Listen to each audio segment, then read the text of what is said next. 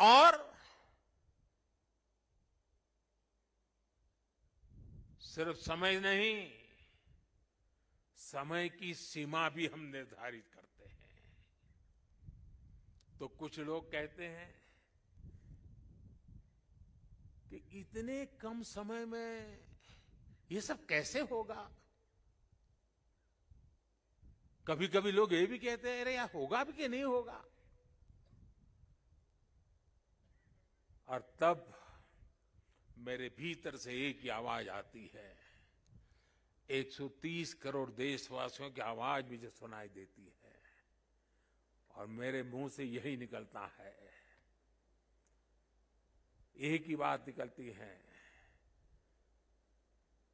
समय के दायरे में बंधकर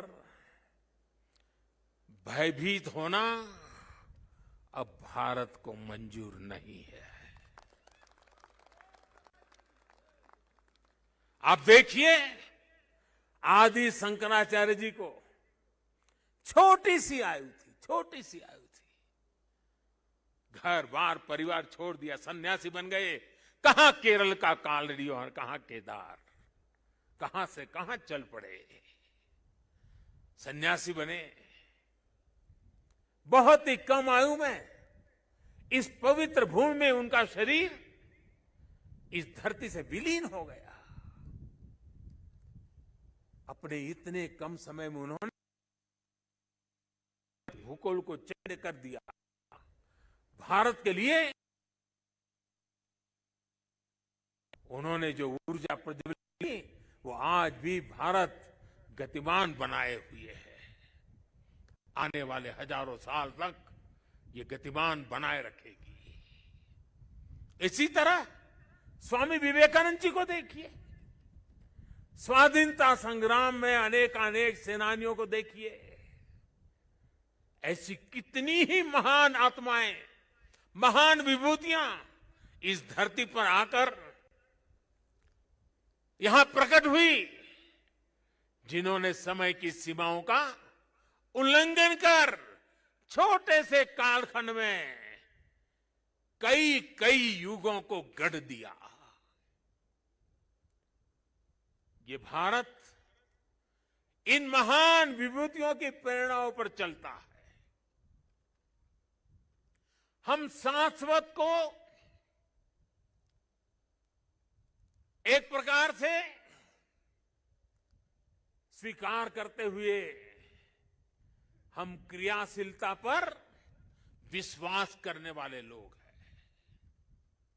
इसी आत्मविश्वास को लेकर देश आज इस अमृत काल में आगे बढ़ रहा है।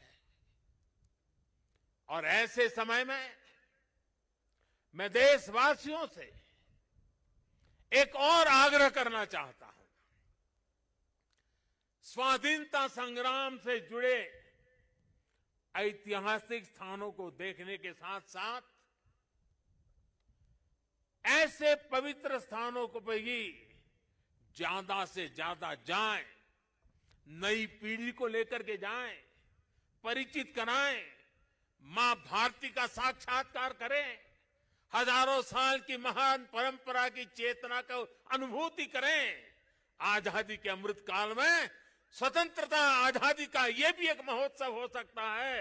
हर हिंदुस्तानी के दिल में, हिंदुस्तान के हर कोने कोने में, हर कंकर कंकर में शंकर का भाव जग सकता है। और इसलिए निकल पड़ने का ये समय है। जिन्होंने गुलामी के सैकड़ों वर्षों के कालखंड में हमारी आस्था को बांध करके रखा, हमारी आस्था को कभी खरोच तक नहीं आने दी। गुलामी के कालखंड में ये छोटी सेवा नहीं थी। क्या आजादी के कालखंड में उस महान सेवा को, उसको पूजना, उस पर तर्पण करना, वहां तप करना, साधना करना, क्या हिंदुस्तानी का नागरिक का कर्तव्य नहीं है? और इसलिए मैं कहता हूं, एक नागरिक के तौर पर हमें इन पवित्र स्थानों को भी दर्शन करने के लिए जाना चाहिए। उन स्थानों की महिमा को जानना चाहिए।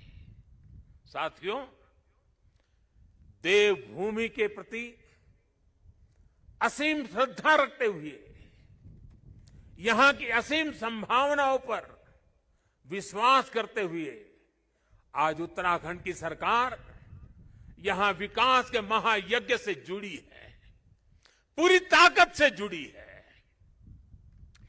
4 धाम सड़क परियोजना पर तेजी से काम हो रहा है। चारों धाम हाईवे से जुड़ रहे हैं। भविष्य में यहां केदारनाथ जी तक श्रद्धालु केवल कार के जरिए आ सके, इससे जुड़ी प्रक्रिया भी शुरू हो गई है। यहां पास में हो